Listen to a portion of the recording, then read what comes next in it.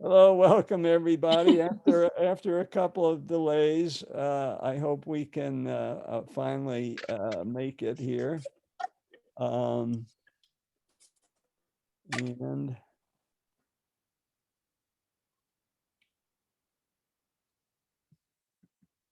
here we are. Okay, can everybody see that? Yep. Yep. Okay, off we go. All right, so just a summary of the last 500 years, what's been going on in Western Europe. You know, we've done other countries, we've done Russia, we've done China, we've seen how Islam affected India, but we've been focusing pretty much on Western Europe for a while, and that's where what I'm going to summarize now. Population grew quite a bit. A total reorientation of trade, the reorientation of trade after the Crusades kind of opened up Asia to Europe in a very distorted and bizarre way, but nevertheless, it did open up communications, often negative communications, but there you are. And the Mongols came in through the back door to help Europe, in particular Italy, to get going. The Age of Faith, the Gothic construction gave way to Renaissance type churches. Carol kind of laid that out for the reasons for that. And in particular, how the merchant priorities began to dominate the towns in Northern Europe. And we've seen the emergence of royal absolute bureaucracies in France and Britain in particular. I really like this slide that Carol put up, the great chain of being.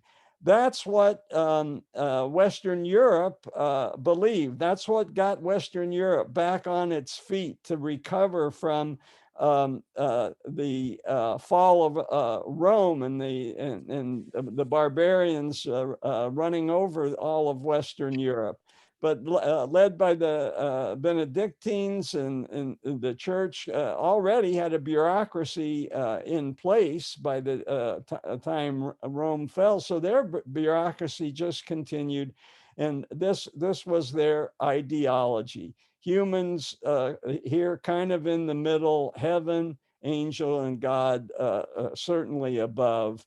And this is just a little bit more clear printing. But this was the hierarchy and ordered the divine order for the universe. And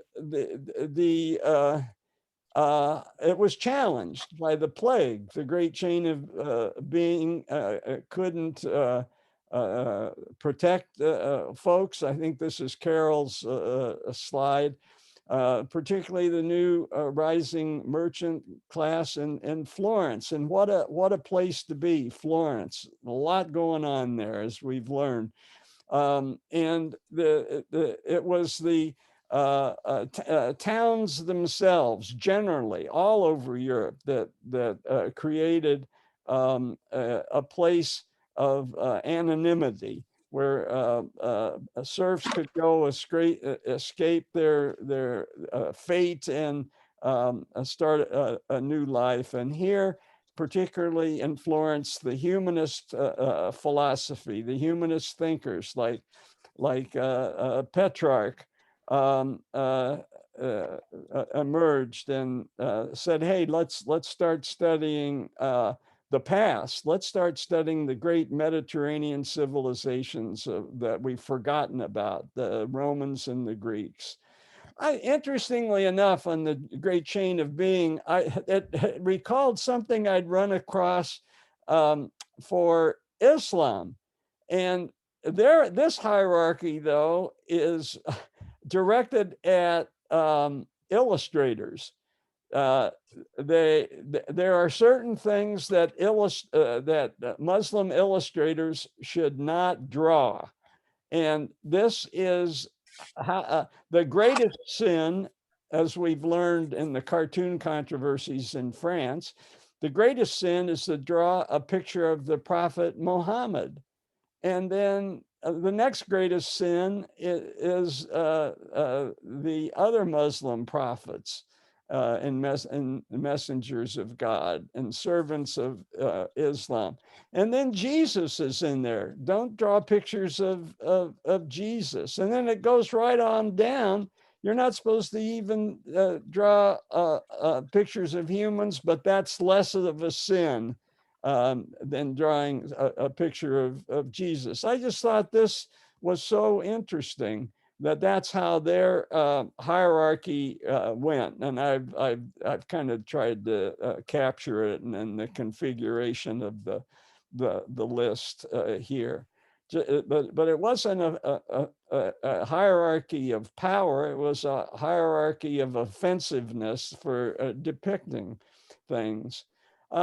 So you've seen this slide before, and we're solidly now in the early modern period.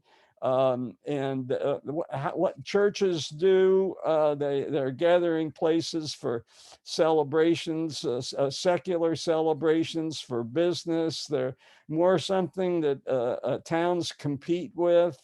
How good is my cathedral? And it provided a lot of work for the accumulation of wealth. Now, the Renaissance wasn't just this wonderful thing, and there were no more wars. There were warlords, and we've seen in Carol's history of Milano how warlords eventually subverted whatever instincts for republicanism there were in Milano and returned it to despotism. In the countryside, the religion was still strong, and feudal society was often very strong. But you did notice more enterprise and growing prosperity in towns, and some of it was because of the trade that had emerged with Asia in the Silk Road. And among like the educated, like Petrarch, there was talking of recapturing the past. And the spiritual side of life took a back seat, and everything started to get questioned. As we remember that the first time we really encountered that in the Middle Ages was Peter Abelard, and Petrarch, also a citizen of Florence, ostensibly a poet, but he did a lot of stuff, and he thought climbing mountains was a metaphor for the new spirit. And there was a new spirit of questioning. And arguably, it's this spirit that just contributed to all the wonderful art that we saw. And we spent a long time doing that art for you, Juan Jose. As we were talking earlier, you're going to be in Italy at some point in your career, and that's when you should rewatch the videos that have been made by Aiko and Carol and Tina about the art. And and I'm going to argue later on that it's part of the answer to your question, what is civilization? Arguably, what we've just studied is certainly one of the peaks of civilization, if not the peak. And it all emerged from the workshops of Florence to start with. They were subsidized by the ever-growing successful business people in northern Italy. And we've spent a lot of time on Da Vinci and Michelangelo, and I really consider the two of them bridges to the modern era for all the reasons that have been laid out by Carol, Tina, and Aiko. And so I want to spend a few minutes talking about the philosophers, particularly this political philosopher, Machiavelli. His most famous work was The Prince, and he talked about individualism. He was a humanist, not in the artistic sense, but that he focused on humans and their instincts and not religion. So he had what was called the secular spirit. His life story is interesting. He may have been a collaborator with the French. It was unclear, but the French came in and kicked out the Medici for a while. And when they came back in power, they suspected that Machiavelli had been working behind their back. So he was arrested and tortured. And so his main work, The Prince, which he dedicated to the people who had tortured him, was a way to try to get back into the good graces of the Medici, and can be seen really as a job application. I thought that was amusing, but it was fruitless. And he devoted his time to doing a lot of other things, but besides political philosophy. We know him as being the guy that said a prince, a politician, should be feared rather than loved. But he added, he ought to not be so feared that he's hated. So there was some kind of sweet spot between being feared and hated. His model was a Spaniard, a Borgia. Um, and the Recording in progress. what? Did the recording stop? Is that what it said? Oh my goodness. I don't know. I can't believe that. So he was a ruthless Spaniard who worked his way and became a pope, and built up his a power base in central Italy around Rome. And he, by the way, employed Leonardo as a military engineer. The main thing about Machiavelli is he said order is the most important thing, and that a ruler's moral code for maintaining order is not the same. It's a lower standard than what an individual's moral code should be.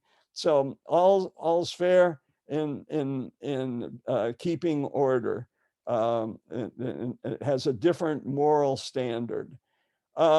So the next step of from Northern Italy is the expansion of this humanism out of Northern Italy, even further north. And if you will, it's kind of a soft power. Now, soft power is a new concept. It's power that's exerted not by violence, but by thought and culture. And we see that arguably the last 100 years that we've been studying of Northern Italy was the peak of culture, and that extended and worked its way north. Here's a very recent article about soft power today, and how United States, besides having military power, has soft power. It's culture, it's movies, it's TV. This is focused on the flow in Instagram and YouTube, and shows that the United States, by that measure, only that measure, it generates this kind of data. The other people that have a lot of soft power, Spain exerts it over Mexico, and somehow Brazil and Germany are linked. Well, that's curious. But These are other strands of soft power. India's a player. Anyway, Northern Italy had the soft power. And where would it go? Well, remember Charlemagne's three sons? You know, these are kind of enduring cultural borders. And Charlemagne's third son, this became, remember, the Holy Roman Empire. And the Holy Roman Empire lasted a long time and has resisted integration. And the middle son took this strip of land, which included northern Italy, but then extended up to the Low Countries. So lo and behold, the Low Countries were influenced by Italian culture and also Italian commerce. So trade and the north-south trade went along this corridor. It's more than a corridor, it's a lot of land. But so the next stop is Rotterdam in Holland. And Erasmus is very different than Machiavelli. He was called the Prince of Humanists, and he was a Christian. He started off as a monk, and he maintained his religion. Whether that was northern austerity, but they maintained the religion, particularly Erasmus, longer than religion had a great influence in northern Italy. And this is a painting by Holbein. You'll see Holbein did a lot of paintings of Erasmus because Erasmus was like a rock star. He in northern Europe was the guy because he was still a Christian, but he criticized the Christianity, and he had a focus that was larger than just being a Christian. He considered himself a citizen of the world. Now, of course, Brexiteers and Trumpists mock that as being citizens from nowhere. They resist this kind of international, global point of view. But Erasmus was the first guy to use the term. A German artist, Dürer, did this sketch. And he was expansive. He wanted women to read the Bible. He wanted the church to reform and not be so sexist. He wanted general education and literacy so that the craftsmen could sing the songs while they're at work. And to this end, he translated the Bible into Greek and discovered that the Latin versions had left a lot of stuff out. And so his version of the Bible was truer to the original text.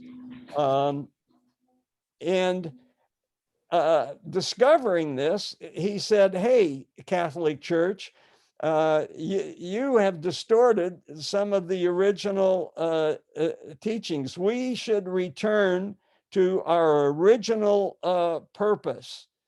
And he was very popular, this middle way that he was taking, because everybody could see the church was corrupt, and he was calling them out. So he had almost a cult following, to the point that Holbein sketched just his hands, the marvelous hands that were writing all these interesting things. He was a real scholar. He lived in his study and he died in his bed. And what's the legacy? So what these stars represent are the stars of the EU. I think they'll count up to 27, the 27 EU countries. what in the world does Erasmus have to do with educating in the EU? Well, he said, first of all, you should educate the princes, the leaders in the art of government. So Erasmus Mundus was formed. This is more obviously the EU flag. And what it is are scholarships that to this day are called Erasmus scholarships. They're like our Fulbright or Rhodes scholarships. But this is the guy whose influence has hung on in Europe, the guy with an international focus, the middle way, the rational way that we should all want to follow. And he had I never fail to mention us whenever Scotland comes up, a Scottish connection, because he was the tutor to James IV's son, Alexander, who he predicted would be a great king, but he died, unfortunately, tragically early. And he was the one that said a child's education is really important. And that's why he's the inspiration for the EU scholarships today. He took the next step and really went after the church in praise of folly. And because Gutenberg had come along, it was the first printed secular bestseller. He stepped away from being an apologist for the church and satirized the church. And by the way, doctors. So the church was so concerned, and they'd heard about this guy Luther at one point, that Erasmus was laying the eggs and Luther will hatch them. Again, this is a sketch by Holden for the book in praise of folly. But above all, his works were reproduced in a succession of school textbooks that came down through the last century. And he, being the Prince of Humanists, the term humanities that we have in our university curriculum that is slowly withering was taken from his concept of what a full education should be. And this is his manual of a Christian knight. And he emphasized what he found in the Greek texts of charity, love, and generosity, and certainly nothing to support the corruption of the Catholic Church that he saw. So this was Erasmus's way that was caught in a poster. Gradual change. And you see this in Europe, put up by, I don't know, people like me who advocate reform in the middle way. So I'd be more than welcome. I mean, more than glad and proud to carry this protest sign. So he encounters a more extreme populist, Martin Luther. And Martin Luther is going to win. Erasmus is caught in the middle. The church on one side, which is he is attacking, but he doesn't want to be as extreme and as populist as Luther. And he says, no, we've got to do reforms. But he lost out on both ends. The church interpreted what he was writing as being laying eggs for Luther. So and Luther didn't like what he was saying because he was being too supportive of the Catholic Church. He was caught in the middle. So his books were burned on both sides, and they were censored by the Catholic Church. So they actually, as part of the Counter-Reformation, put up a whole mechanism of censorship that lasted until 1966. Interestingly enough, the Catholic Church, as part of Pope John, reformed and finally lifted some of the censorship. So what's his legacy besides the scholarships? The Jesuits picked up and touted what his philosophy was, as did an important intellectual later, Spinoza. And his thinking led to tolerance in post-Puritan Britain. They came out more tolerant than most countries in Europe. And as Ramsey and I learned when we read, and Iko too, we read a biography of Marx, and Britain was the only place in the end that would give him shelter and allow him to practice freedom of speech. And besides ideas, he's in popular culture. You get a subway station named after you. The other soulmate really was Sir Thomas More, who also was painted by Hans Holbein, but his son. And we know his story, and I won't dwell on it. Just rewatch the movie A Man for All Seasons. He stuck to his principles. He sought a middle way. He thought that Henry VIII was going too far in many different ways. And he paid for it. This is where Henry VIII had his head chopped off. So I've just mentioned three thinkers. I want to summarize them briefly. Machiavelli, the thinker in northern Italy, and the two northerners that got a dose of the soft power floating up from northern Italy. And this kind of just summarizes what was their priority. Machiavelli was order. Erasmus was, hey, individuals, read the Bible. There's a lot of good stuff in there that the church is hiding from you. And Sir Thomas More was rated tolerance above the church and state. So he stood up to both. As did Erasmus. And then who were their models? I've mentioned with Machiavelli, it was Borgia. For Erasmus, it was going back to the past, a combination of going back to the ancient philosophers and going back to the original Bible, the way it was written in Greek. For Sir Thomas More, he was more a utopian, wrote a novel about it. He was a believer in reason, a man from all seasons. You'll see that expressed. What were their main beliefs? Machiavelli, fear is greater than love. Erasmus is, nope, love is greater than fear. And I reject showy displays of piety. And Sir Thomas More was more about maintaining northern austere values. The reality, Machiavelli said, fate is a woman.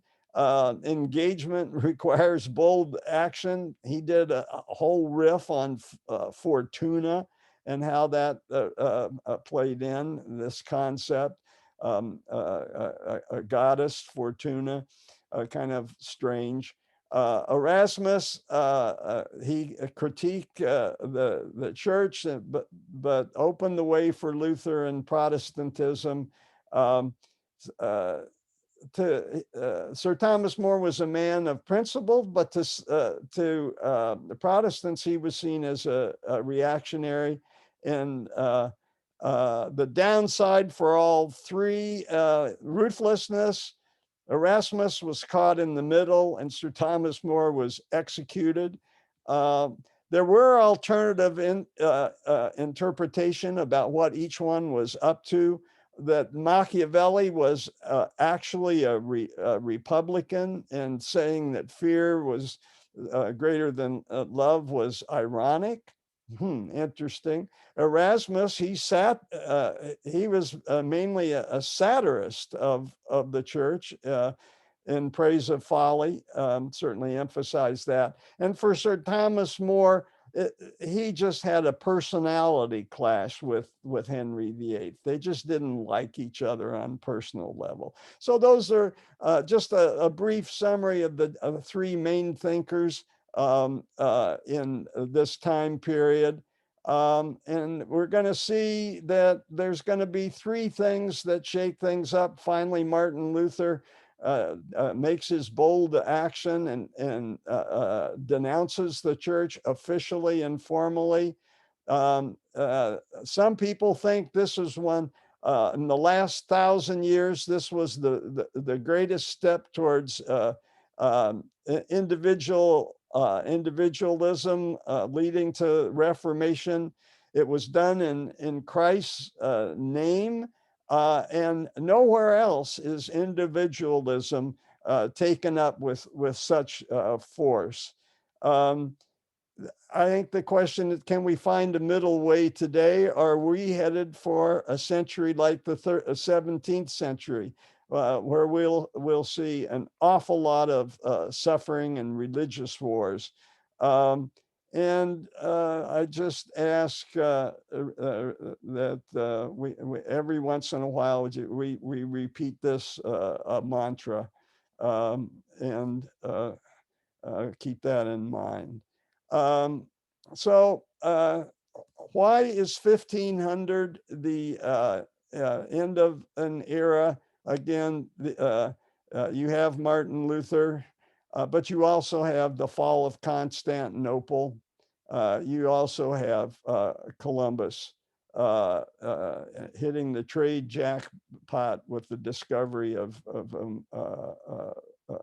Americas. And this is the fall of Constantinople, which started 64 years of what I'm calling a global reboot. The Moors were finally defeated in 1492, and so Columbus got the go-ahead. He knew that from reading Islamic scholars, what their calculation of the Earth size must be, but he made a basic error that Arab miles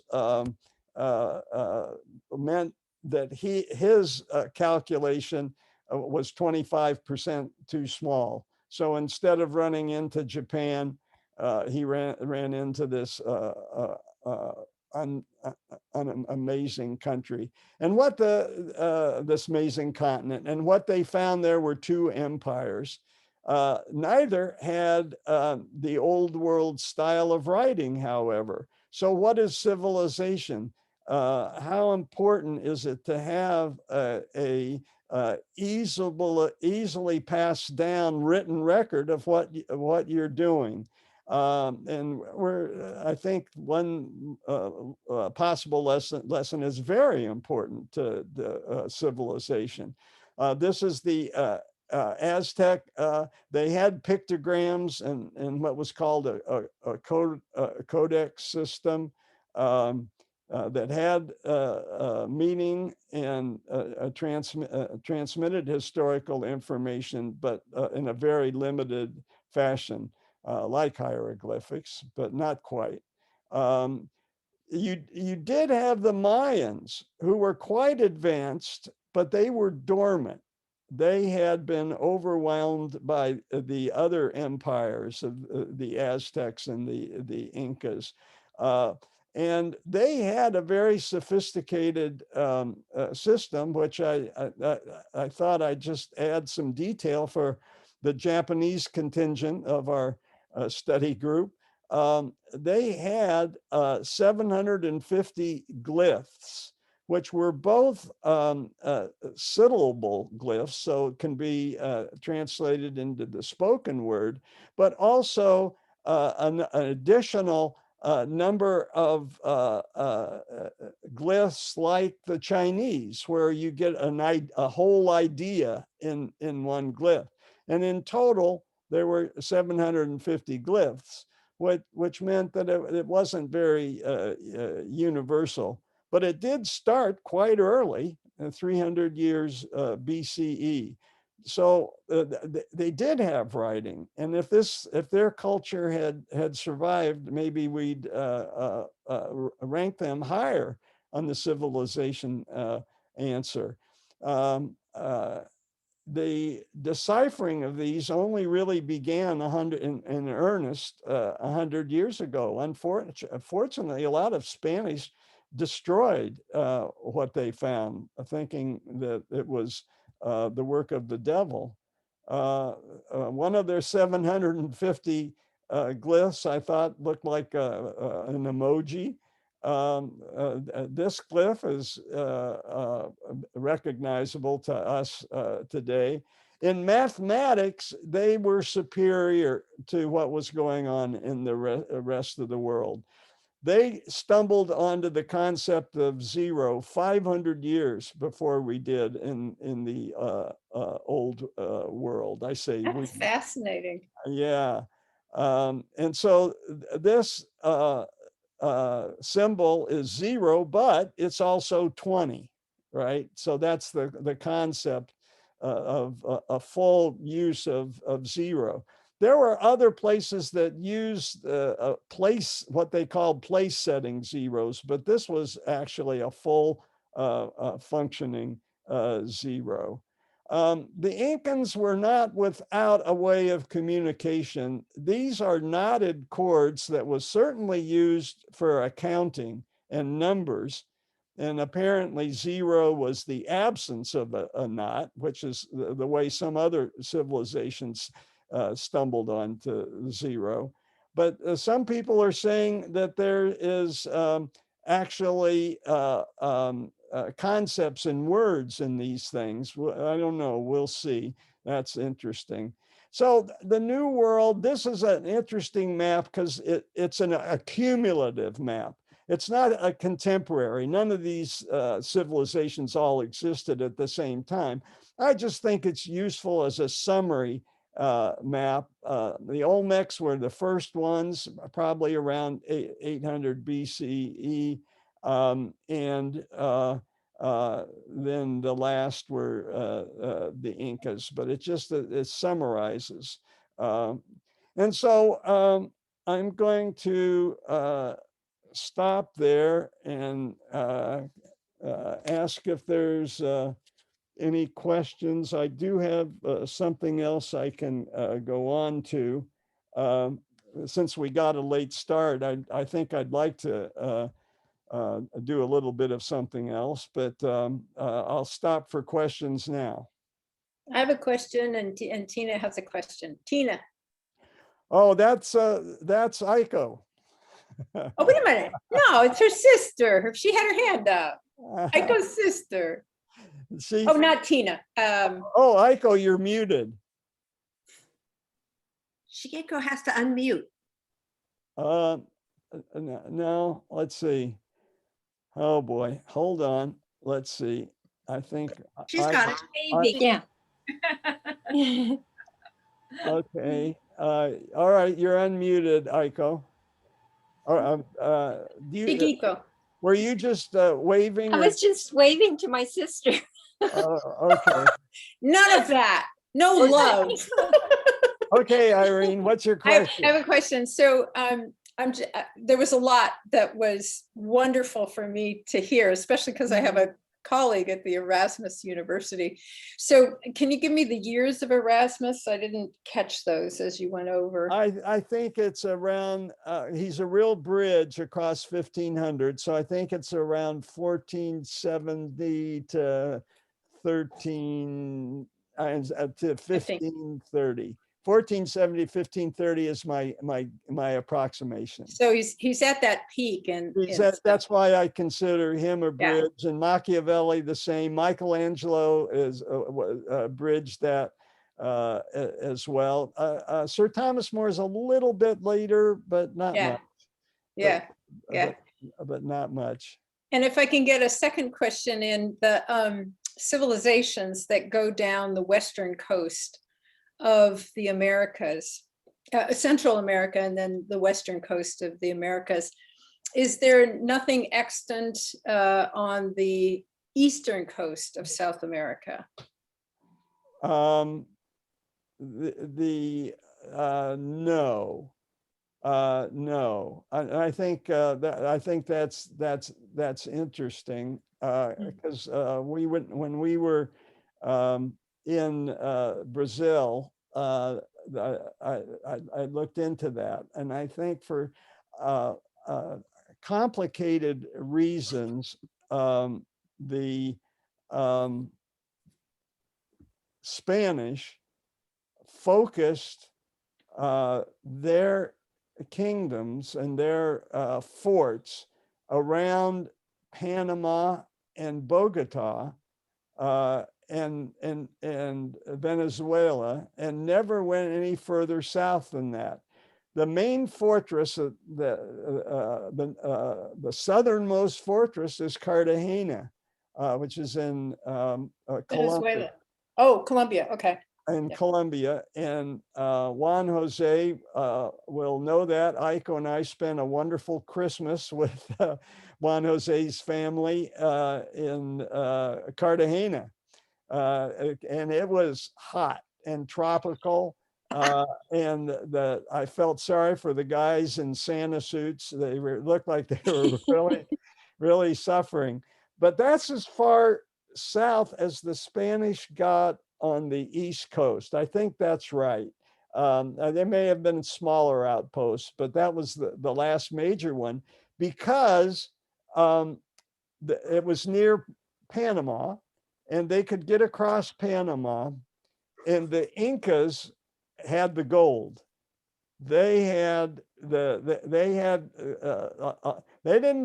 Spaniards were really looking for gold, and the Incas had it big time. And they also had the mines. Now, maybe because the Andes are on the west side, and you get a lot of geological action where the precious metals are generated on the west side. So that's my answer why there wasn't anything on the east side. And they went down quite early to Lima. That was a very early outpost. In Chile, and Santiago and Valparaiso was a close second. So that was the mineral wealth. Thank you. Very helpful. Well, on the East Coast, there's a lot of Portuguese. It's more Yes. Portuguese, and then a lot of little things. But I don't think the Portuguese encountered any what we would call civilizations. No, they brought it with them when Napoleon shipped the Portuguese king and his court to Brazil. They brought all their Renaissance classical music with them and all that kind of stuff. Yeah. Okay, very good. I at least want to get started on the next thing, because it's a kind of a focus on the future. That's so great. And here we are. This is Juan Jose 8 years ago. This is Tim and Aiko. So Juan Jose, when you get to this part, this is for you. Also,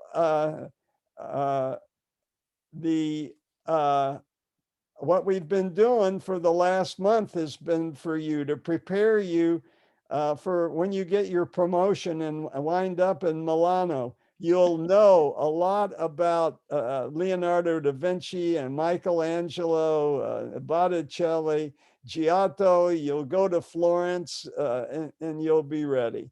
So that was the one thing I really wanted to get to. The other thing I want to get to is the time periods and where they come from. this was the book that Ramsey gave us. I think it's 12 years ago when we did World Civilizations, much like we're doing European culture now. But this was the focus was global when we did this. And these were the time periods. So I keep talking about the religious era. And it's 1,000 years from 500 to 1500. And I talked about the axial age. So that's in the classical period and the river. But let me just start at the beginning with the first era, which is before written history. So I called it the Restless Age. And if you want to know about it, Yuval Harari, a book our group read, was his 21 Lessons for the 21st Century. But he made his name talking about a prehistoric world. Sapiens is the name of his book. And there's a very good YouTube series available if anybody's interested in studying prehistoric man. So again, remember these years, 3,500 BC, the beginning of the river civilizations, the end of the river civilizations, beginning of the classical period. Bracketed in the classical period is the axial age, which I've mentioned earlier to our early birds, but I'll go over it again. And then the age of religion, and then what we're approaching is the age of Reformation. So I like to diagram and visualize things. So the rest, the prehistoric age led to the river civilizations. There were 4 of them: China, Mesopotamia, the Indus, and Egypt. Interesting in this enough in this map, we don't know about it, but the Olmecs are there, and we'll discuss a little bit more about the Olmecs, perhaps, if you choose to do so later. And these 4 river civilizations consolidated to 3 classical civilizations. This is just an arbitrary category. Historians came up with them because during this time frame, it was dominated by 3 cultures, 3 civilizations: China, India, and the Mediterranean, the Greek world, which yielded to the Roman world. And the axial age was right here within the classical age, and it laid the foundation for the religious age. How did it do that? Here is the list of people that lived in the axial age. It's quite amazing. China, Confucius, also Lao Tzu, who established Taoism, which is more of a folk religion in China that you can still see evidence of. The Buddha. So he tried to do to Hinduism what Martin Luther did to Catholicism. He tried to reform it. Hey, this caste system doesn't work for me. I appreciate the fact that I'm a Brahmin, but it's really not fair. And we need more. And that was accepted for a while, but then Hinduism reasserted itself. There was a Jainism, and also in Persia, you had Zoroaster, who was a monotheist, and he was following the lead of the Jews who were in captivity in Babylonia, where they composed the Old Testament. So Moses had been 600 years before that. Abraham had been 1,500 years before they finally got it down in writing, and ironically, when they were in captivity in Babylonia. And also at this time, the Greek philosophers of Athens emerged. So quite a 200-year run. There must have been something in the air, something that called out, hey, we need a different model. Who knows? Maybe there's something in the air now that'll lead to another axial age. The Greeks, their 15 minutes of fame was very short, but they got the early start. And so in some ways, of all the people on that list, they influenced history more immediately, but only lasted 100, 150 years, their period of influence. All the others were, interestingly enough, 300 years behind. It makes me wonder if there's something about 300 years. But Confucius wrote 300 years before the Chinese figured out, hey, let's do what Confucius said and stop all this warring states business. Took them 300 years, though. Ditto with Buddha. The Buddha came along. There was eventually a Buddhist civilization and emperor, but 300 years after Buddha had been walking the earth in India. By the way, Christianity, it took them 300 years before it became the state religion of Rome. Shigeko and I talked about Constantine earlier. I'd be willing to talk about it again. So just this is where what we're finishing, what we just finished 15 minutes ago, the age of religion. We've been focusing a lot on Western Europe, but we did talk about China. We did talk about Islam and how it influenced India. And we talked about the birth of Russia. So we've seen in this time period 2 civilizations recreate themselves. So Europe picking itself up by the bootstraps after the invasion of the barbarians and the fall of Rome. And we saw how the Russians, with an assist from Vikings, created a new civilization, patterning themselves on Orthodox Christianity, not Western Christianity. Believe it or not, we've talked about all this. I like to keep track of things by the dates and by the geography. And this is laid out from west to east. This is too busy. We could spend a whole day reviewing that. And that's just for 500 years. Here's the other 500 years. And I do use the color coding that I've been talking about. So the age of religion, you see a lot of green, because that's the color that I've assigned to religion. So just looking forward, what's the next period called? It's going to be the age of reason or Reformation. And it's going to last until around 1800. You're going to see the growth of science.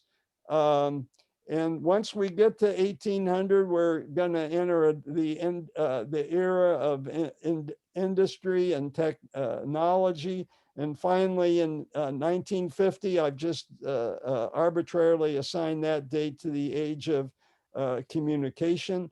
The things that I've written in red were in each of the eras. I took a special interest in previewing what was coming up in the next era and the main themes of the era.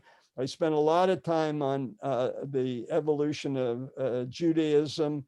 The steppe cultures got attention when we were talking about the restless era, because the steppe tribes continued to be restless and influence the development of civilizations.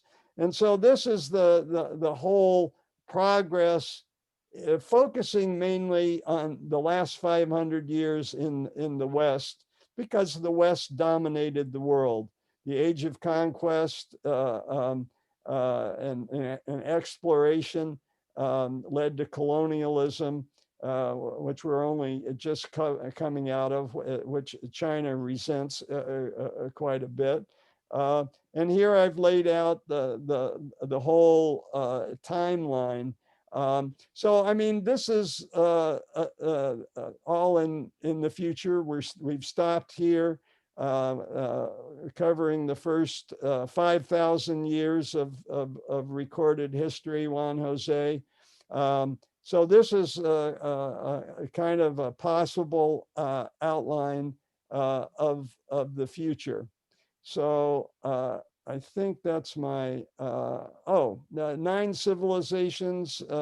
This is Samuel Huntington's formulation. Juan Jose, when you ask what a civilization is, this is one answer. Contemporary, dividing up the world in really cultures, not discrete. For me, a civilization is more discrete and organized and homogeneous. A culture is just an area of shared influence. So in this sense, Western Europe and the United States and Canada are one civilization. And Latin America is its own civilization. These days, it's a combination of what Spain brought to it and the indigenous populations. This is the color coding. This is where I'm going to stop. I have a little section on Latin America, Juan Jose. I didn't want to not be ready to talk about it if there were any questions. It's something that we can possibly talk about more in the future. So with that, I will end the presentation, because we're about an hour and 5 minutes. Thank you. Yay. So questions, comments? This How was, do you do all that? this is Carol asking you to do more. I really want to hear about the Omex. Okay. And this is, and I'm going to have to go back and watch this again, because there's so much information packed in each of those. Packed. sections. Yeah, I have to like study it more. And, All and I realize I've never read Huntington's book, which is, Well, I haven't either, but I've read Oh. summaries of it. I've heard interviews with him, so I'm not a Uh-huh. Huntington expert, but you know, he certainly influenced the neocons. yeah, And so I'm interested in who influences whom and why, and he's certainly an influence. it's Well, really, and why did the Japanese get such a place? What, in the 9 civilizations, you mean? Back in that slide. They're distinct. And when we were talking about the Altaics, they're distinct ethnically. Now there's certainly a lot of Chinese influence and a lot of Buddhist influence in Japan, but a lot more for today. They were the first Asian country to go and adopt lock, stock, and barrel Western technology. And so that made them a distinct civilization today. If 200 years ago, maybe not so much. But Latin America 200 years ago, maybe not so much. But Latin America is a fusion of Spanish colonialism and then Bolivarian liberation, just like this country we're a fusion of our British overlords, but a distinct American response, witness Alexander Hamilton and the founding fathers. And that's what's happened in Latin America. So I've kind of given them, I've held off rather than bouncing back and forth to the new world while we were doing the old world. I thought it better to just look at the connections within the old world and save the new world for when it was discovered by the West. I think in this day and age there would be people who would object to that, but that's the way it is. And I do rely a lot on civilization, the influences of the past, and how readily you can see the influences, and the absence of literacy. Now, we learned it's not the absence of literacy, it's probably the Mayans had it, but nobody made a good faith effort to understand it. But we don't have that information, and so there's a lot of unknowns, and you can blame the West for that. That's for sure. But that's why I'm offering a remedial mea culpa session on the New World and what was going on. We saw the Olmecs were doing their thing at the time of the four river civilizations. So I'd enjoy taking a look at that.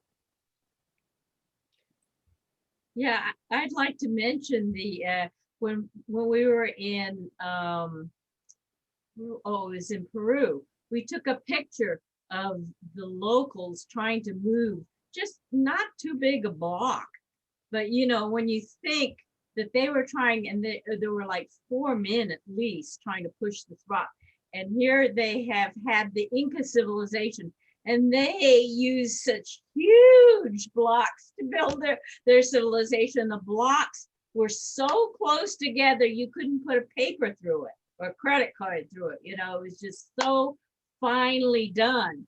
And so, you know, not having the writing really was unfortunate for us because we don't know how they did it. Yeah. Okay, folks, we've run way over. Thank you. So- Yeah, Thank you so much. thank you. It was really interesting. I- What- Bye. What's for next week? What's that? What's for next week? So I'll send Shieko, I'll send you a menu, and Okay. you can weigh in on it. The rest of this group is looking at the return of Ramsey. So Oh, that may influence which of the menu options are going to get the plurality. But we'd certainly like your input. okay, great. So Well, thank everybody, you. I have to say goodbye for 2 weeks. Rob and I are headed up to the mountains, so I'll be looking forward to Oh, the recordings. One last question for you, John. You mentioned a YouTube series, I think Yuval Harari. Yeah. And do I just search on Yuval Harari prehistory? Well, I'll send it to you. We kind of Oh. we searched and stumbled finally on it. It's not user friendly. It's in 20-minute chunks. Yeah. I think there were 60 20-minute chunks, and then when you play them, the 60 are divided into a different set of categories. So you have to navigate this 2 ways that this thing has been chopped up. It's doable. I'll send you, some guy has accumulated it. Well, we started, and I think we've watched you know, the whole thing, I think, is 20 hours. I think we watched 4 or 5 hours, and it was good. We just ran out of time. I mean, it was fascinating the way. So it's Harari's lectures? Is that It's Harari giving lectures, and it's very primitive slide depictions. So, and well, it's not- Israel. They have no technology. Come they on. have I think this was done so long ago. All right. So Yeah. I think this was his lecture series that led to the book, I think. In which case it might have even been done in England when he was, anyway, studying. Yeah, it might have been. But, And watch what he's wearing. Oh yeah, he's wearing the same outfit. Okay, this one here must follow. Oh my God, it's to that level. I may not have the patience. I'm impressed. that John, if you did. send that to Irene, would you send me a link also? I'll send it think to I- No, Carol, you can't have it. Well, can you send me a synopsis, Irene? Yeah, one word. Uh-oh. Oh, well, listen, he gets into really interesting stuff like the development of language. Oh my God, that by itself. And he gets into obscure things like the role of gossip in creating cohesion in bands greater than 50 150. people. Yeah. Yeah. So I want to, going back to your point about the 300 years, I really think this is relevant because without a groundswell of people, things don't get accepted and make that to the level of John Lee's presentations. 300 years, it seems to me, is a mellow kind of, yes, you could expand, you could have people getting it, talking to their friends, et cetera, et cetera. And in that period, just as, yeah. Yeah, there's something about it. Yeah. Our lifespan and how much we teach our kids and then they spread it out. And yeah, what does that figure out to? That figures out to 10 generations, right? something like that. Yeah. Yeah. At least, yeah. Wow. Well, and actually more generations, because we're lucky if 30 years is a generation from birth to reproduction. It's more like 15 or 20 Yeah. years. Yeah. Okay. Yeah, more. It's going to slow down. Change is going to slow down because of the birth control pill. Yeah, and we'll take a breath and have a new axial age. Yeah. Oh, speaking of that, I'm so sorry to take up everybody's time with this, but it's relevant to the lab leak. So I don't know if you saw it, John and Iko, but Bloomberg News and something else, another news source that I can't remember right now, talk about the last foreign scientist to leave the Wuhan laboratory, an Australian woman who was there through November 2019. She saw nothing wrong. And she's very high in the bat coronavirus research world, leaning, so it's Okay. still a balanced deck, as they say. Good. Okay. Yeah. All right. The null hypothesis, they're still in the clear. Still worth working on. Yeah. Yeah. All right. Goodbye, everybody. Have I a won't nice see you for- vacation. Yeah, I won't see you for a while. I'll miss this, but we'll see you. Okay, bye. Bye. Thank Bye-bye. you. Thank you. All right.